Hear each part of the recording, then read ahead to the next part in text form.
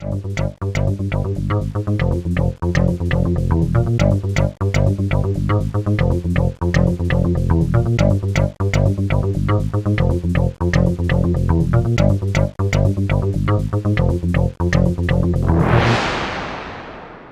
it's Brian Richardson. We're about to delve into the Walk of Fame, talk to Sylvester McCoy. He's been in some little show called Doctor Who. I think he's also working on some movies, so let's see what he's up to. You're associated with these small little properties on the televisions and movies, some little show about a time-traveling man in a box. Yes. Doctor Who seems to have held up well over time, so to speak. So how are your feelings about fans, even though there's been a reboot of the series, essentially, still having a connection to the older series? Well, yes, I mean, it's a little show. It's only been on the air for 50 years. Yeah, give or take. Yeah. It came back in the 21st century, and the 21st century doctors have done a wonderful job, but people have got so interested in it that they've gone back to the 20th century to find the 20th century doctors. And it's a joy, to meet a whole new generation of fans of Doctor Who all over the world, young people who are attracted to it. It's great. Yeah, I've actually started a rewatching project myself, and it's fascinating to see the difference kind of in the pacing and the attitude of the show over time. So yes, also it's a kind of a history of television and production and direction and how things moved, a history of design, costume, writing. If you do that, it's quite fascinating, not only just to watch Doctor Who, but to see how it's done, how it was done.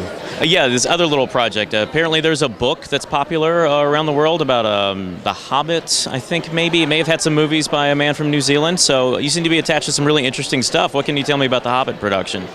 Well, I'm not allowed really to talk about it very much. I've been programmed by Weta that every time I try to say the word Hobbit,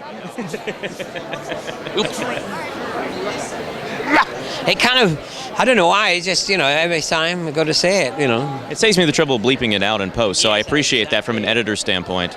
But how is it, you're spending a lot of time in New Zealand, I would guess? A lot. I've been back and forward now about 4 or 5 times over the last year, so I've been around the world so many times now, I'm getting dizzy. If I kept going around the world the same way all the time, I'd be a week younger than when I started the journey. Tell me, what's kind of your favorite thing that happened at the 2012 convention? I actually shouldn't be here. What happened was that last year I did it and loved it. I thought it was great.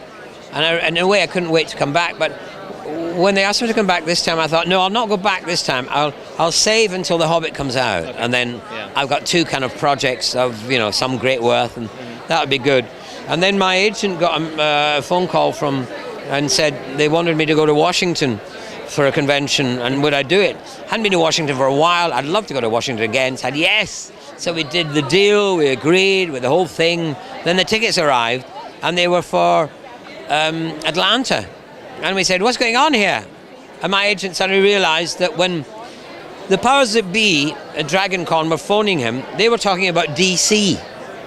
Now, my agent thought DC was, as anyone naturally would, Washington. So he was booking me for Washington, and I didn't realize I ended up here. So that was weird. Another reason I came was because I was made a citizen of Tulsa. Okay. I'm an honorary citizen of Tulsa, and for 69 years I've been a subject of the Queen of England. And now I've been elevated to a citizen, so I'm very pleased. Well, Tulsa does have a reputation to uphold, so I'm glad that you're helping him out with that. Thank you. So, Mr. McCoy, thank you again for coming to DragonCon. It's a pleasure to have you, and I hope next time I talk to you, we can talk more about The Hobbit. Yes, let's talk about that.